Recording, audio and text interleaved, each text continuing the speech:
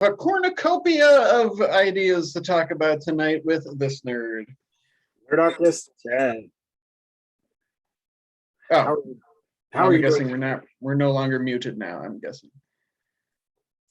Are we redoing the intro? Are we doing it live? Are we live?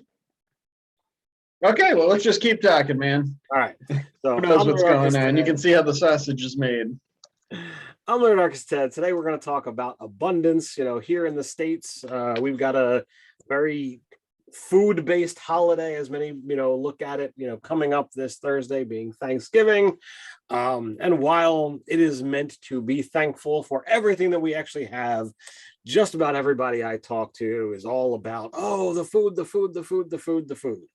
So we thought, well, maybe abundance might be a fun kind of topic to talk about. And there's, in my opinion, there's a lot of different directions that you can kind of Sure. put this in. Yeah, it's just a word, so I'm all about that. Yeah. Oh, wow, we got Mr. Rab's cleaning service in the chat. I haven't seen them in a while. How's it Yeah, it's been some time since I've seen that name pop up. So maybe they've been watching not live, and this time they're finally available. I am going to lead off with my bullet point because you said you had a bunch, and this might be, and it's if you say it, then I won't have anything to say. But as always, I like to look it up in the, on D&D Beyond in the books of like, what is the official content I have to say about it? And it's used a lot, often, and a lot of backgrounds actually mentioned. It would just, in the context of like, you would have an abundance of contacts on the street or in the city guard or whatever. But to your point about being food, and this is pretty cool, actually. It's from one of my favorite 5e things, the Mythic Odysseys of Theros, the Nyx Fleece Ram, which is a monster. And much like the mythical Argonauts ram that Jason sheared, if you shear this thing, its wool just becomes a magic item, right? Like, and I was like, wow, that's pretty sweet. Like, no, you don't have to do anything special or pay gold or anything. It's like if you shear it, you got yourself a magic item. And it even comes with a cool random table for the possible powers that wearing it. It's basically like a garment. And the one where abundance was mentioned was that it was possible to just create an abundance of food once a day. And I think it was sort of like the create food and water parameters. But to your point, it's like it is about food.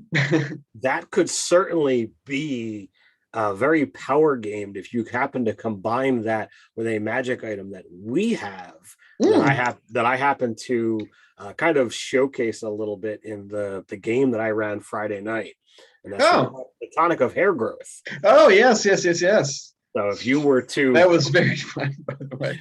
Oh, thank you. So if you were to apply the tonic of hair growth to this mythical sheep, you could just be like, okay, I'll shear it.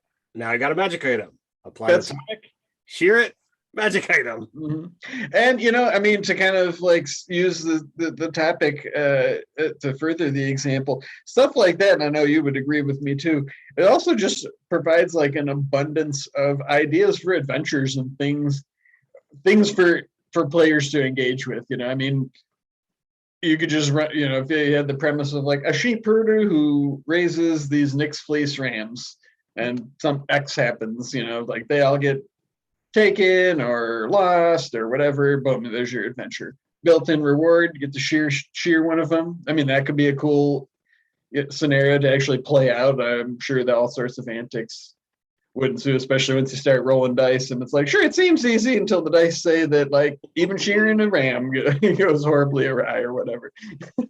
Right? Absolutely, because there are, an abundance of things that can go wrong. Yes.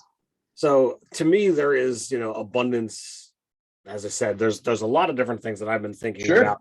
But I mean, this was my suggestion as a topic. So number one, there are many gamers who feel an abundance of things are required to actually play. I need the books and the dice and the pencils and the minis and the maps and the terrain and all of these things. And then there's the minimalist view of like, oh, I just need like a single set of dice or like this app and like I'm ready to go. So it's kind of an amusing aspect of this particular hobby to see such a wide swing of possibilities to play. So everybody certainly knows that I am more in the abundance of things. Sure. I love But, the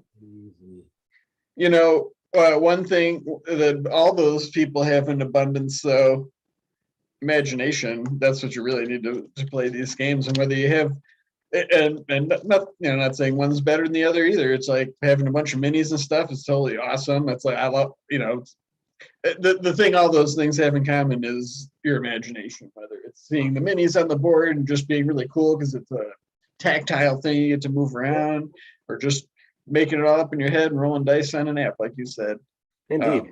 The imagination is absolutely, a critical key to this. I wound up having a conversation with somebody like just at a local store, and like they were amazed at how anybody could actually run a game of D&D. Like, it's like how do you manage all of that stuff? Like, because you're the doing it for so long, like I don't really think about it anymore. And not to, I'm not trying to, laugh off or add any kind of insult to anyone who is, unable or unwilling to sit in the DM's chair. I just have been doing it so long that I don't see how it's not possible for me. Yeah. It is what it is. But, from the actual game side of things, there are so many different quests and adventures that people, undertake and might not be aware of, the fact that abundance is a part of it. If you're talking about, there is a shortage of anything, this person over here or this tribe or these bandits, they've been stealing, their hoard, their loot, that's the abundance. That's what you need to go get. So being able to steal from an unjust king who's been hoarding wealth and starving, boom, abundance. Rescuing people, during a famine because they need food, you can provide the abundance and get it out there. So like just about everything you can kind of work that angle in. And let's face it, nobody, I don't know of any D&D player who was like, nope, that's too much loot, I don't want that. To me, as a player or as a DM, coming up with an abundant treasure hoard is just like, yeah, this is going to be a lot of fun, whether you're rolling randomly or whether you're like purposefully artistically choosing what things are in this hoard, because you think they're fun or because you think the players are going to enjoy them. Like, that's a grand time for me. So it's funny, like, I guess I did have a few things that I've been thinking about this topic, but it is so broad too, in the sense, like, one of the things that I often, like, I'd say helps me, like, immerse myself in a setting or an adventure or whatever, is the fact that, like, just the setting itself is abundant, right? Like, you think of, like, our own real lives. Earth is a pretty big place and there's just so much stuff everywhere. So it kind of, like, I don't know, I'm trying to say, like, there's just the potential for, like, exciting situations because it's a fantasy thing anywhere and everywhere you go. Whether it's like, and that's one of the things I like about D&D is just the abundance of monsters and spells and planes and everything. And a great example is those posts you wrote about, like, Farmer Jethra's farm, and just the afflictions it has. Like, I think it was when Avernus came out and the abyssal chickens gave you the idea, but it's like, what if the chickens in the chicken coops, got tainted by infernal power and now they're abyssal chickens? And it's like, sure, they're weak for, like a 20th level characters, but not for regular farmers and low level characters who might have a, interesting investigation into that and find out where it is. And it doesn't always have to lead to, like, the villain of the the 20th level campaign too, in the sense of, like, these abundant worlds, that's just something that happened to me. Portals open and dark energies can happen at any time. Yeah, and Parks has corrected me. A Vow of Poverty characters from 3.5 had to turn down loot all the time. So yes, there are some that are there, but And first edition Pallies had to tithe so 10%. you could take that loot, and while you would not be keeping it, you could be passing that on to those who it would better serve. Yeah, So, which in itself is a huge, maybe even a greater abundance of just like fun experiences, right? Like if you're playing a Vow of Poverty character, obviously for a reason, because you know, want to role play what that's like. So I mean, finding a huge hoard of treasure would be exciting for them too, because it's like, look at all the good you can do by absolutely. not keeping that. Yeah, And storytelling potential too. I mean, that's, you could squeeze a lot of juice out of that mission. it's like, you get 100 gold, and literally you give a gold piece to 100 commoners, and you've Yeah, changed all their lives. yeah, right, yeah, right. So, like, That would be, yeah, probably like forever. Like that whole group of people would be like, oh, that day that Vow of Poverty Paladin came through, just gave everybody a gold piece. so it's a scenario that, like, while yes, they are not keeping the gold, you can still take that and have a creative player be like, all right, here's what I'm going to do, and oh well, I'm going to build a shelter, I'm going to do this, I'm going to feed those who can't, or I'm going to go into town and I'm going to hire people who are going to build up or fix up this area of town so that these people don't have to live the way they live. There's so many different things that you could do, and all of that could just be, I tell the DM it's done in downtime, so it's not using up session, so it doesn't take an abundance of time. But it But could. like those things are ways to play your character, to role play. I don't care about money. I'm not holding on to it for no reason. Yeah. But a number of weeks ago, and I don't remember, you probably could tell me exactly, but we talked about cultures. Yeah, I think it was 2 weeks ago. Uh Maybe 3. I looked at, oh well, how can I mix culture and abundance? Now, I'm not in any way, shape, or form saying or trying to insult any type of body type. So I'm prefacing this. But in current society, people who are larger many times are put to shame. But there are cultures, both real life and fictional, that might go the other direction and just no, bigger is better in all things. Even in human history, that was the case. It's, in the past, it was a sign of like wealth and status. Exactly. So like, you could afford to be that big. so you could have cultures that absolutely, look and show both. Well, that's beauty, that's signs of wealth, that is what you want to aspire to be. So to be, you are abundant, you have an abundance of wealth and food, and the status to be able to stop anyone from taking it. That could be an angle to play, both as a character or as a culture that characters are experiencing and might not be familiar with it. Yeah. There's a old RPG from the 80s. It's still around. I don't know. It's probably in like 8th edition or something. It's called Talislanta, and that has an abundance of culture, which I still I was totally like fascinated by this as a kid, because like it was just cool. I mean, they had like tons of races and cultures and areas of this huge map. And the game system was really good. I don't even think I ever played it, but I just like loved looking through like all the, because a lot of the books were like from the perspective of like somebody who had just came to this continent for the first time, and they were like a naturalist or whatever. But there was one of them that was, I think it was called the Quan, and they were like that too. Like they're they prized like size and girth and everything, and so like they were just super rich and kind of decadent. But yeah, that game always stuck with me. At least the culture. I still like lean on them many times to this day in games. Just like, oh, I'm going to use that thing from Talislanta. So like when you encounter something like that, you have to look at, as players, you can't easily change the landscape of someone's culture unless they're like doing something that is just so god awful that the heroes have to step in.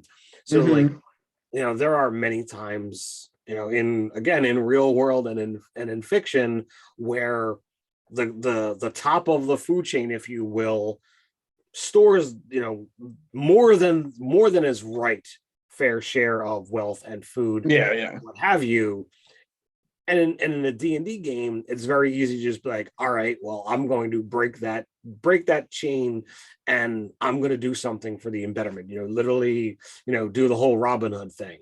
That's kind of what's one of the fun things about RPGs is, like, not only can you often do things that we can't in real life, but it's like a lot easier to identify too. It's just like, that's the bad thing. If I stop that, we're all good. Like there's no like singular, easily identifiable Dark Lord in our, in the real world. So it's kind of fun escapism that way.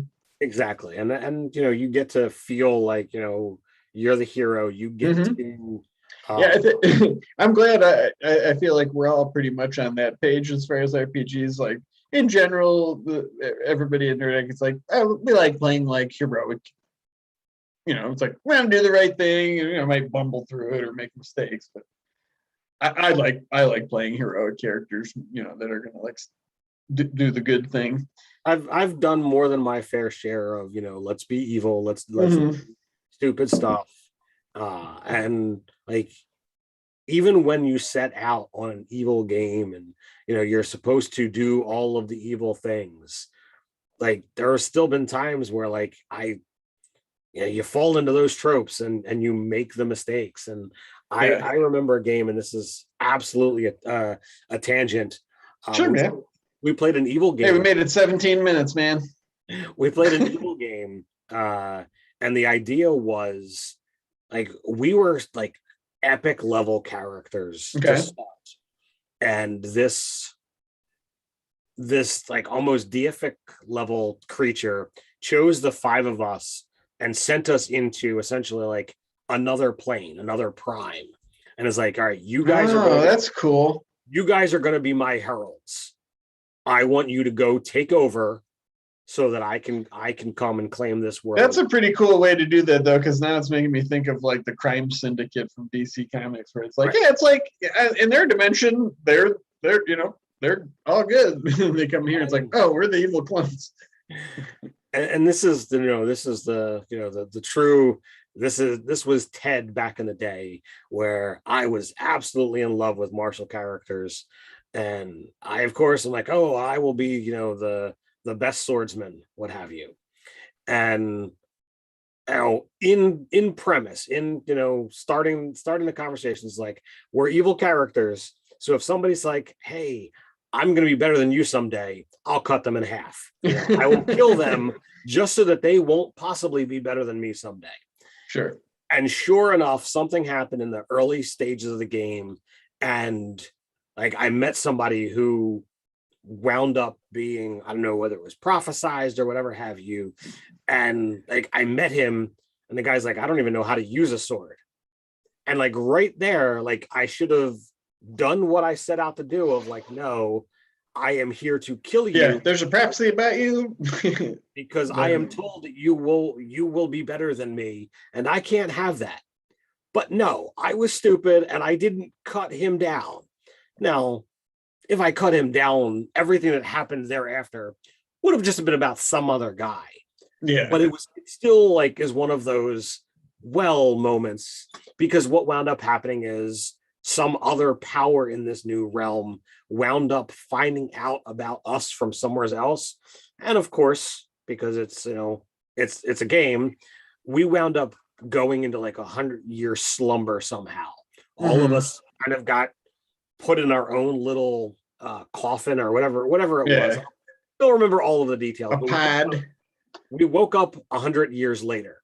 Okay. So like the dude who I didn't cut in half at that point in time had 100 years to train. Whatever have you. And now he was freaking badass. He was really, really freaking hard to fight when I fought him. And it was a freaking close thing. But like, so I've done those evil games, Mhm. and I look at it and it's like it's hard to make that choice to say yes, I want to do the evil thing session after session after Yeah, session. yeah. I want to be a hero, man. I like good things. I like Yeah, positive. when I escape into fantasy, it's that I'm people like me and I do good things, and I'm an asshole who just kills everybody. Yeah. Like that's So your fantasy, okay? yeah, if somebody comes to me with a good premise Yeah, and yeah, I know. we're gonna do like a 3 or 6 session story arc of an evil game, sure, all right. But I don't want to do anything longer than that. It's just not as much fun.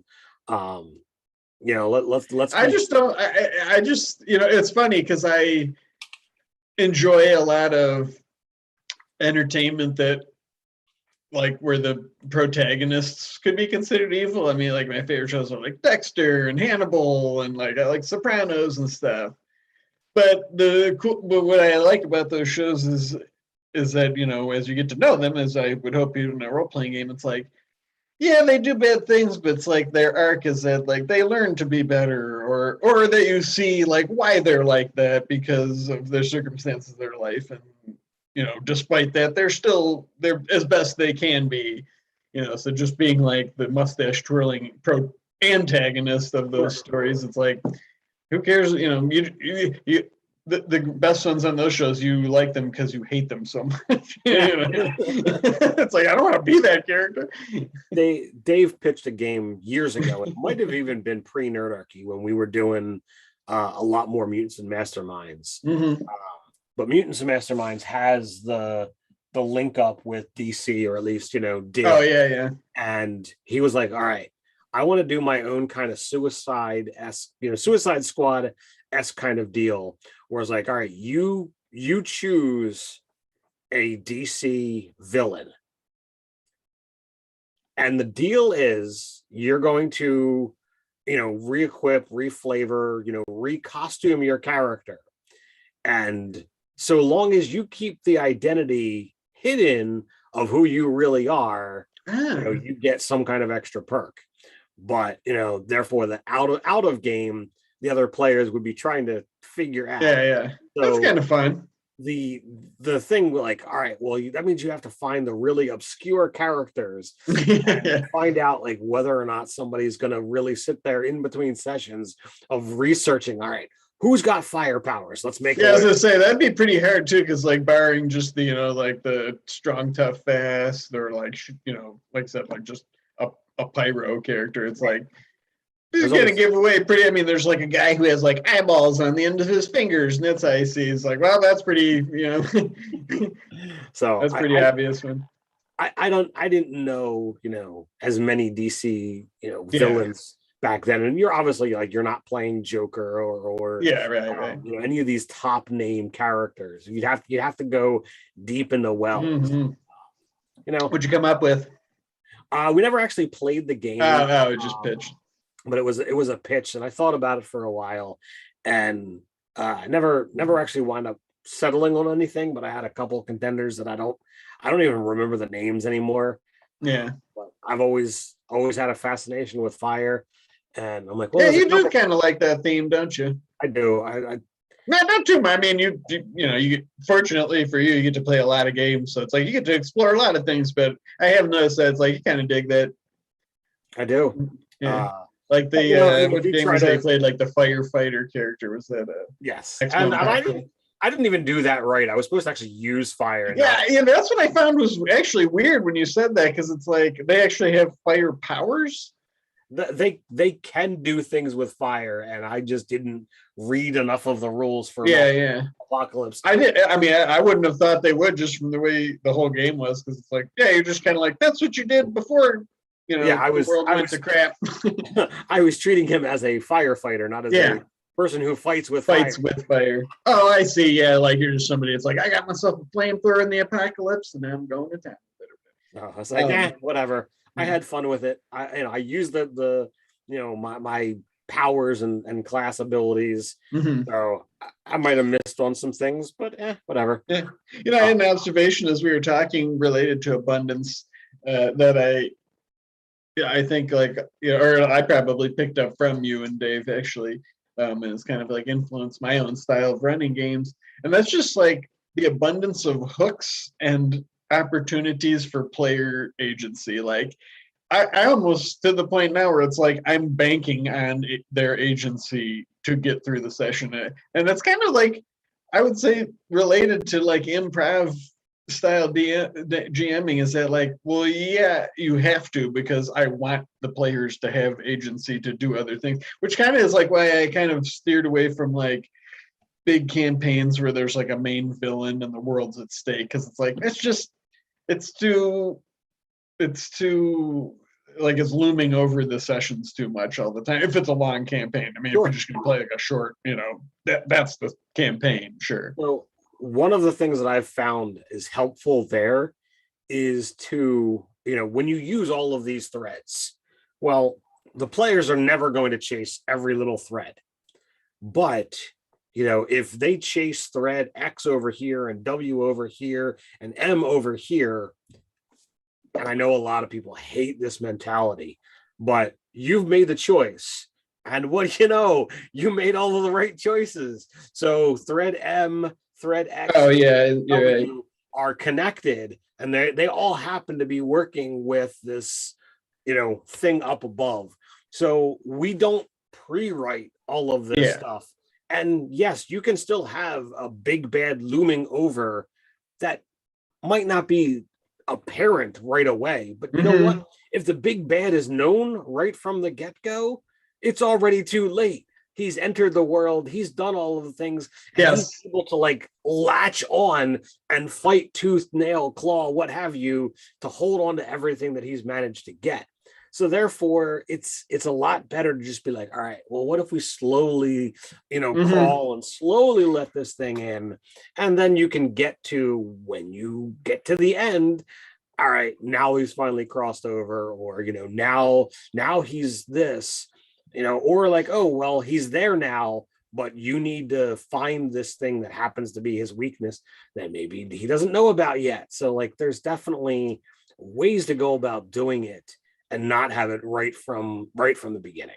Yeah, doing what we do, it's like we spend a lot of time like mulling about these things like deeply and all day long and stuff. I mean, all three of us. Yeah, I know what you mean. Where like there's people that really chafe at that and stuff, and even I felt self-conscious about it from the sense of like, geez, like if the players catch on that I'm just sort of weaving the things we do on the fly into a story with them, does that seem cheesy? And then it's actually from playing with our Tuesday night group, I've learned so much about DMing because I've never actually had that situation where I play with the same people, but there's different DMs, just seeing how everybody does that different. And it's like, and I sort of realized like, yeah, we all know that. Like, that's not a secret that anybody gets feeling. So I stopped feeling self-conscious because I'm like, yeah, everybody I'm playing with is aware too. It's like, they know we all kind of, have loose story and we're going to weave the things that happen together with the players. Story-wise, I don't ever try to dissect, what my, fellow DMs are doing. I applaud, hey, you have given up your time to, prep and run games, and I'm thankful for it. I have an abundance of appreciation for those people, including Dave, who wound up, completing a campaign in a very, Dave-esque way as we finished up Court of Worms this past. Yeah, that's right. So that was just this past weekend? That's just this past weekend. Okay. Literally Saturday and Saturday. It's but we talked about that for like 20 minutes today, and literally just now clicked like, oh, that campaign, and we're like, who's in what group and what? And just now, I was like, oh yeah, okay. So Court of Worms ended, and going into it, I actually did have an abundance of worry. I'm like, I don't know how this is actually going to go, because usually, again, while I'm not dissecting story, I usually have an idea of what the next piece of the puzzle looks like, because I do this way too often and I care too much about my games. So I want to be prepared of like, oh, well, what kind of things could come up? What do I want to do? What character goals do I have to work on? Whatever have you. So like we knew going into Saturday's session that we were trying to get an audience with this Dragon Empress. Now, there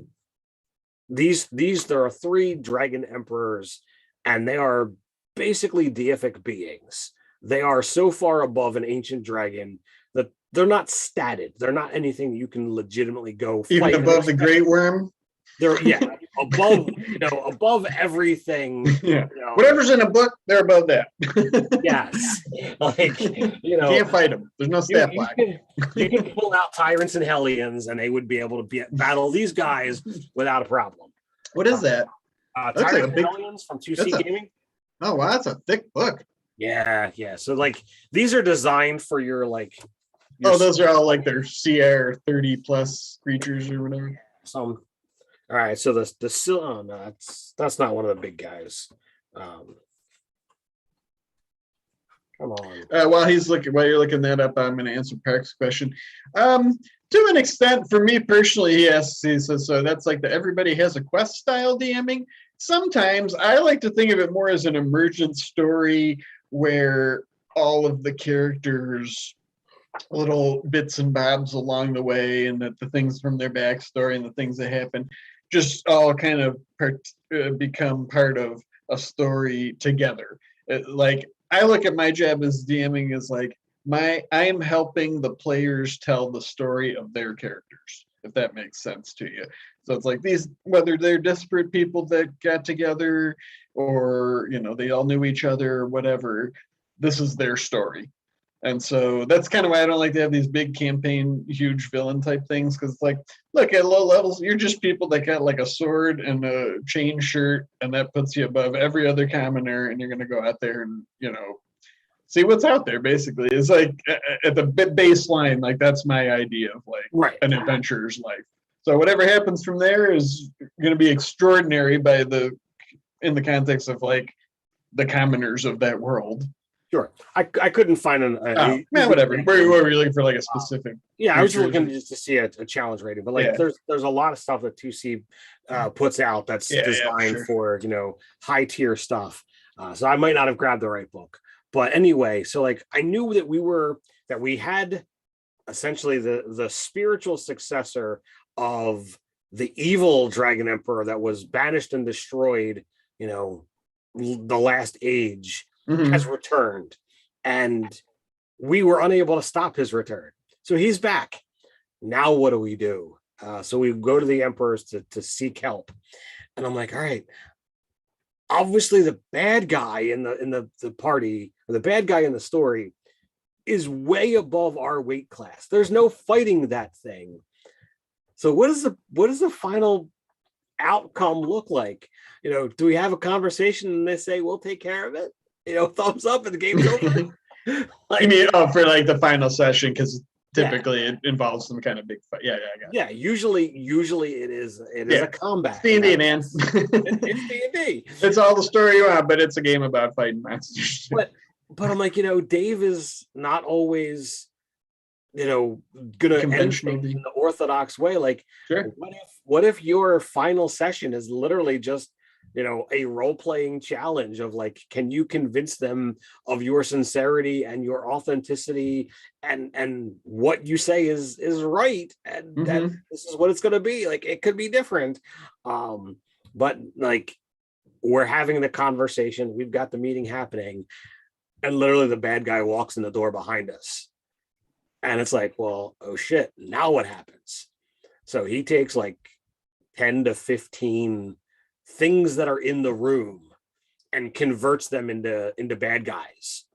And the empress, the queen, was like, all right, you protect my body, and while we're fighting in this very vaulted throne room, the 2 dragon empresses that are in the room are frozen in place while the spectral dragons with like tethers to their physical bodies are fighting over top of our heads. Oh, that's I'm cool. like, all right, that's badass. Yeah, that sounds pretty epic. I could totally picture that too. It's very climactic and cinematic. And in, very true, Ted's playing a tank, character. Your artificer in there being like tanky. Well, my artificer is like super tanky. Like he's he's what is he, a battlesmith? He's a battlesmith. So like, which I guess kind of the defender gives you tankiness because. Well, he's got a breastplate. He uses a shield, and then he augments the breastplate and the shield. Mm-hmm. He's got 20 AC. I can cast shield, and then the defender can use a reaction to make the attack roll have disadvantage. Nice. So, like, I literally went through the entire battle, and all of the minions are slain, and I had not taken a single point of damage. Wow. Yeah, man, I'm playing an artificer in Steven's Thursday game, the Quill and Sword. Oh, man, that is so much fun. But they have so many things, so many little things to keep track of, like the tinkering and the infusions and your spells and which items are infused. And so it's about whether it's about how much you want to, like, you can just set up, this is my default and this is what I'm going to do. Yeah. Or you can be like, I'm gonna play with it. I'm gonna have fun and switch things up. Oh, I want this today and I want that tomorrow, and that can get exhausting.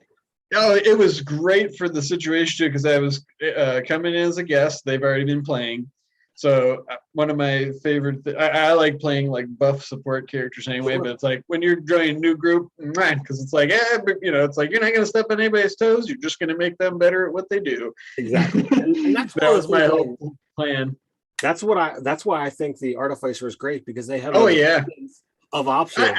So many like unusual things came up too. Like somebody was like, "Oh, my armor's dented," or like from a previous session it got damaged, and I was like, "I can fix that." And it's like I can fix it mundanely, I can fix it magically, and like I think I gave them one of the, because I hadn't chosen my infusions yet, and so I gave them the enhanced defense, and so yeah, it was, oh man, so much fun. And it's funny because it's like we all do this anyway with all the classes, but like that one in particular and like some of the newer subclasses, they seem to have a lot of like, yeah, you should reimagine this thing.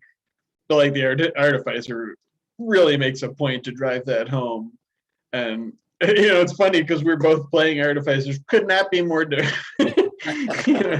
Not even close. That was kind of my next direction. And I know there are a couple of, questions or comments in the chat, guys. We will get to them, but you know me, I talk. That's one thing that is absolutely fabulous about D&D is the abundance of options. Oh yeah. So, like Dave and I both played an artificer battlesmith in our games, and his was too. That's right. He went gnome, and he made his iron defender a kangaroo, and he rode inside its pouch, and he played the character very differently than I did, who's playing a lizard folk artificer who focuses on even though I've got a metal shield, a metal sword, and a breastplate, my character is obsessed with bones and leather, and like clinking against the metal armor is literally like woven together in like a netting mantle of the odd shaped bones, like your wrist bones and your patellas and that kind of stuff. And because he works with all of this kind of stuff far more often, because he's lizard folk and he knows that he's not really great at being a people person. So like one of the like mundane, like little minor magical items, the magical trinkets that the artificers can do, he's got one that basically is like he gives off a pine scent. Oh, okay, nice. So, like, he always smells nice no matter what's been done. Yeah, those are cool. Yeah, those, I mean, just like so many little cool things you can do with those artificer things. So like to me, that's the things that really allow you to like, all right, I'm going to customize this character to do all the things that I specifically can imagine. And when you go into the rule set and you look at, oh well, this character's got this kind of ability and this character's got that kind of ability, like, oh, well, how can I tweak? How can I twist? Yeah. And as you brought up, there's so many different things where they're like, reflavor, reimagine. How can you make this really your own? Mhm. And, are you And bad? And it's interesting because we see so many questions and comments from people that are always wanting tips or like how do I get players to engage.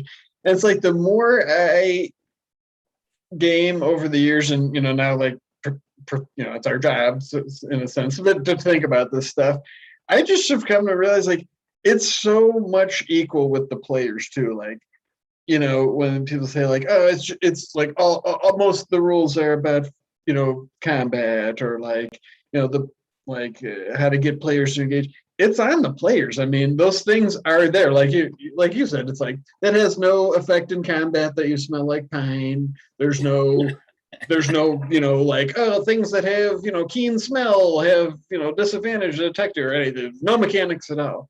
But there's opportunities for role playing and stuff, and that's on the player. It's like those are your things. So just giving it's kind of like the same way the DM hands you plot hooks or puts things in there. You're giving them stuff too. You're playing the game back and forth with them. So by saying something like that, where you're like, yeah, I'm just trying to make one of my trinkets always just has this pine scent. It's like you never know. I mean, maybe it'll never come up again, but maybe it will. It's adding to what is going on in each scenario. And that's the thing. Like you've got as much buy-in as you put into it. You have as much character backstory as you feel like creating. And you know what? Maybe your DM cares about your backstory. Maybe they don't.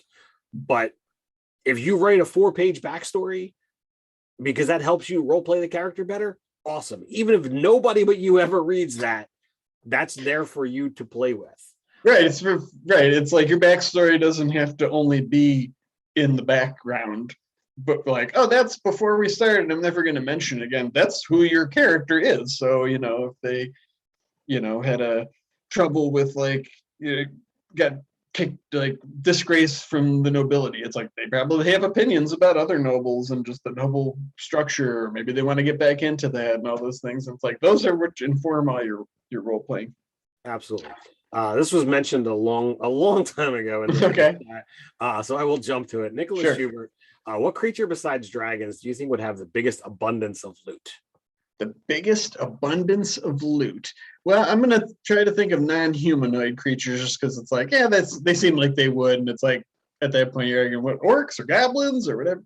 So biggest abundance of loot, I would say probably the first thing that comes to mind is like a chimera or some kind of monstrosity with like just that low level, at least intelligence, and is evil. So I could definitely see that, but I wonder whether they've got the cojones to actually gather enough. Their challenge rating isn't high enough. So it seemed like they would go out and kill travelers and take their stuff just so that they could do that. Yeah, just like they don't have it, I got it. I think that is a good take, and you could kind of ramp up a chimera to just be like, all right, this dude has been around a long time. Yeah, the draconic aspect has really kind of taken over. Oh yeah, that's true. They do have that. Yeah. But if you want to completely get away from anything draconic, the first things that jump to my mind are literally like, all right, how iconic D&D can we get to? So first thing that jumped into my mind was beholders. Beholders are intelligent enough and capable enough to have acquired wealth. And when I've run beholder encounters in like legit lairs, like they've got 2 different areas of treasure. There's the everything else and the things that they really like, because beholders, in at least the way I are usually obsessed with things that are spherical or deal with eyes. So like in my first 5th edition campaign, I had this amazing beholder lair that I created.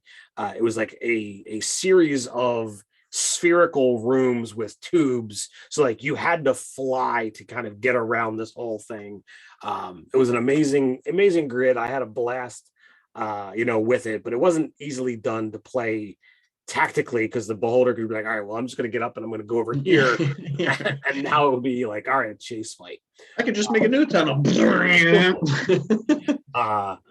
But like, so like the one area had his prized possessions, and it had like, beholder tomes of information, which were just these orbs that you accessed through magic, and the shiniest gems that were just completely round, and a cloak of eyes, and all these other things, and then like everything else was just cast off in a pile. Like, I don't care about this, but it was clearly like it recognized that there was value in just possessing it, even though they didn't care. Mm-hmm.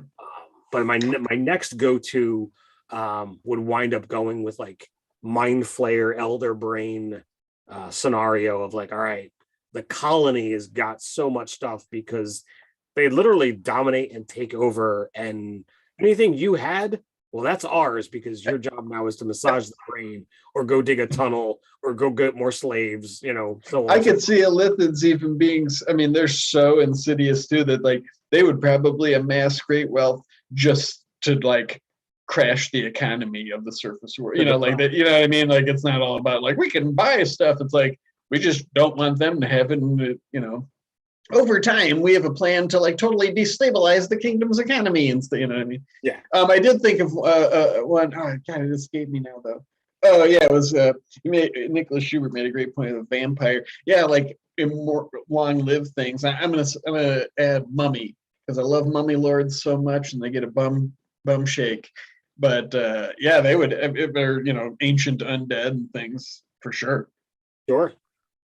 So, I mean, those are all, great things. So yeah. I think your avenue of thinking about things that are long-lived have the better chance. Yeah.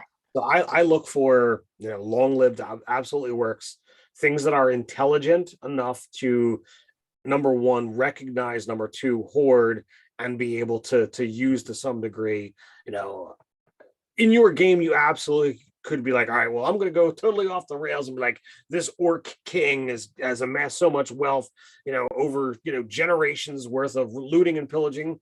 Sure, if that's what you want to do for your game, I am not going to tell you it's wrong. Which would be pretty compelling too. Maybe that is the like a known part of like living history where it's like, yeah, they say like his throne is built on a mountain of gold and stuff, and maybe it is or whatever, or they could just be a myth that the players discover or a metaphor.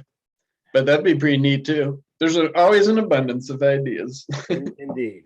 So like, if you guys have any final questions in the last 13 minutes, feel free to shout them out, and we'll pay attention to them. For sure. I would say mummy tombs are practically made of gold.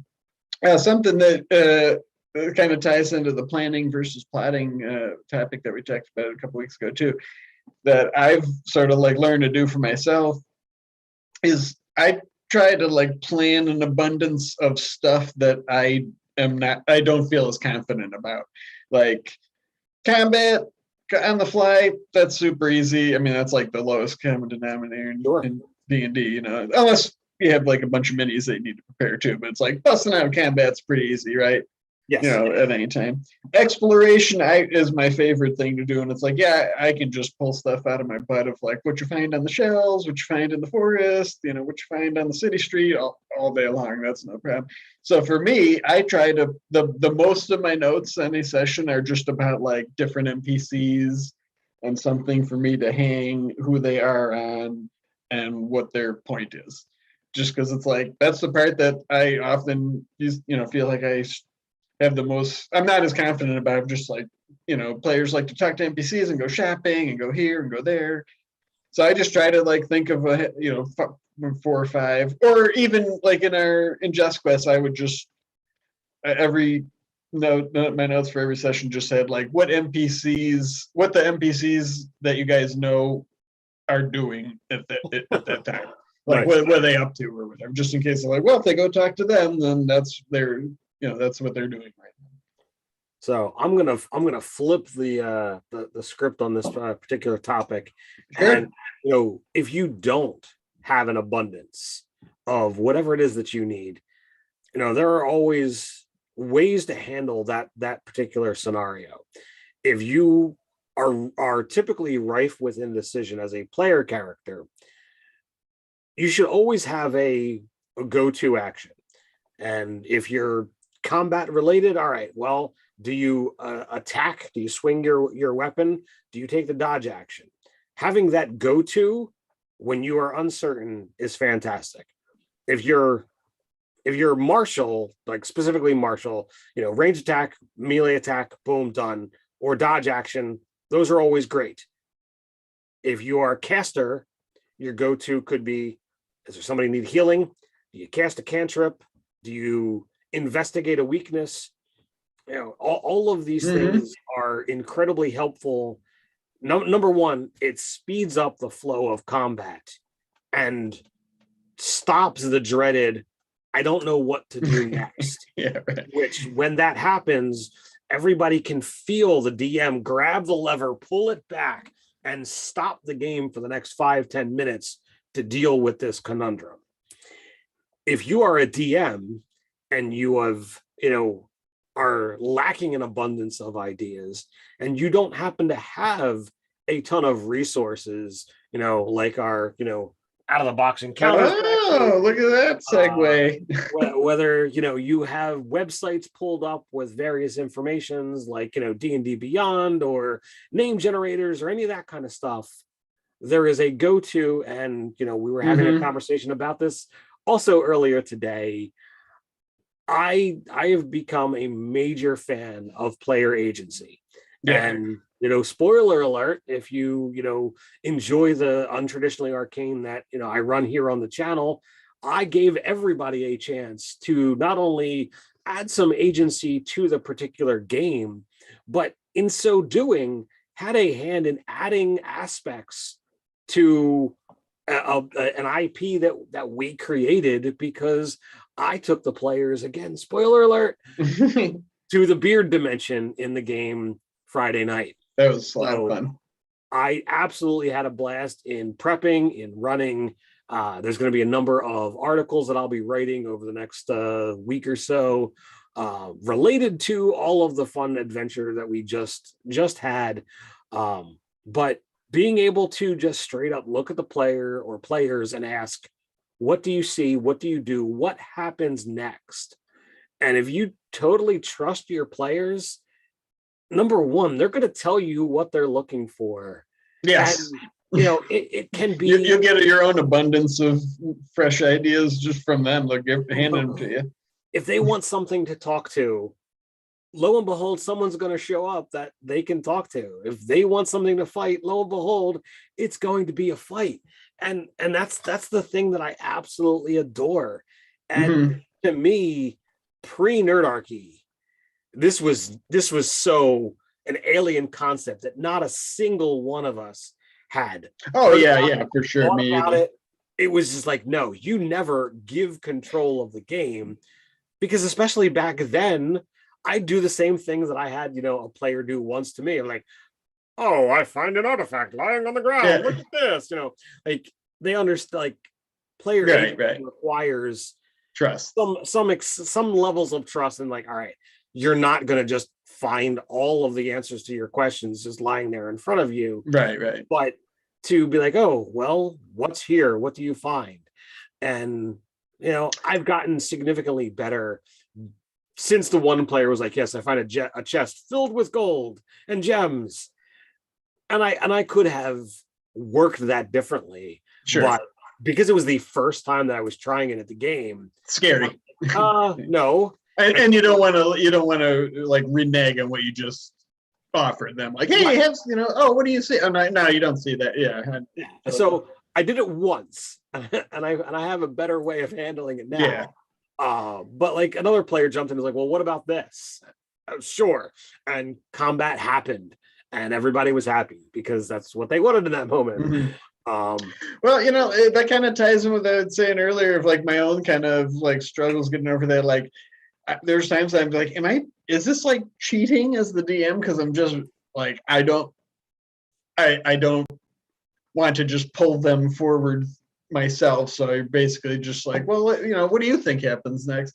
But yeah, I just kind of got over in the sense of, like you said, it's like, well, I like to play with people that I trust and respect, and that hopefully trust and respect me. Where it's just like we're just telling a story together, and the fun is that interplay where it's like, okay, now the challenge is the DM is like, how can I take those things and turn them into something cool with them? And the final arbiter of the mechanics is the dice, so nobody ever really knows what's going to happen, and that's what's fun for me. Maybe that comes from because we play with so many different people, whereas like, well, I mean, especially if you're a forever DM, there's probably a sense of like, you don't want to lift the veil. Sure. Because like the players are like mystified by what you do. But if you're out there, wanting to be a DM, it's not that mysterious. Players do a ton of heavy lifting. You just put cool stuff in front of them, react to what they do, and listen to them, and they'll pick up the rest. Hey, I'll go even further. It's hook, react, loop until resolution. Yeah. If you don't react to hook, insert new hook. Right? Yeah. It's a cyclical thing, and eventually they will bite. There's an abundance of them. Yeah, like I said, I mean, like it could be as mundane as the town blacksmith. I mean, his motivation is to sell a suit of plate armor, right? It's the most expensive thing or whatever. That could, I mean, if you start thinking about it like in smaller and smaller terms and not just like these grand stories, it's like that could be an exciting adventure in and of itself. Like, you want to help this guy sell it. Maybe you want to buy it. Maybe you'll offer to take it to the next town and try to sell it, or go find somebody to buy it or whatever. It's like literally anything can be an adventure in D&D. And along those same lines of that mundane stuff, like you never know when a portal to the abyss will just open up too. So you are never without something in your packet as a DM too. I mean, literally any idea can go in several different directions. Yeah. So literally, as you were talking about, oh, here's this, blacksmith trying to sell a suit of armor. So my brain initially went to, all right, why is he trying to sell it? Did he make it? Did he not make it? Did someone sell it to him? What have you? So I've got, well, somebody sold it to him and he doesn't really know much about it. So that could be, well, it's a cursed magic item. It could be, it's been sitting there so long and he has to spend so much time cleaning it to keep it nice, and no one in this town can afford 1,000 gold or 50. Yeah, maybe somebody commissioned it and they never came back. So it's like, what am I going to do with this thing? Nobody even needs plate armor in here. So what if like this guy's got a suit of plate mail for 200 gold? That, holy crap, that's really deal. It's not magical. It's not anything great. It's plate mail for a significant reduction in the cost, and now your player is going to be happy. Maybe it's not cursed, but maybe it is magical. They don't know about it. You might not know about it, and it could be absolutely related to the plot that's going on, and it just happens to fall within your path. You have enough for it. You help the guy out, and you take it.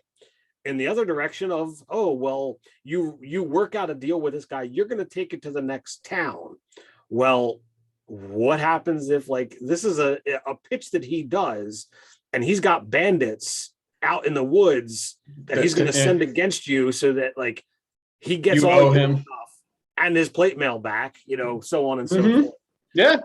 Or maybe so many ideas. Or maybe it's, oh, well, you guys abscond with the armor and never go back to that town again. Like that, and that's just one idea that you threw out there. And it could even be tied to a backstory. Maybe it's like, it came into that guy to be repaired, and it's like they could learn down the road that it belongs to one of those long lost siblings or whatever who, that's all they found was his armor or something like that, Yeah, totally could use those things for so many days. Real quick, I know we're near the ends. The Cup said they're recently looking at Cypher system where the GM does even less heavy lifting.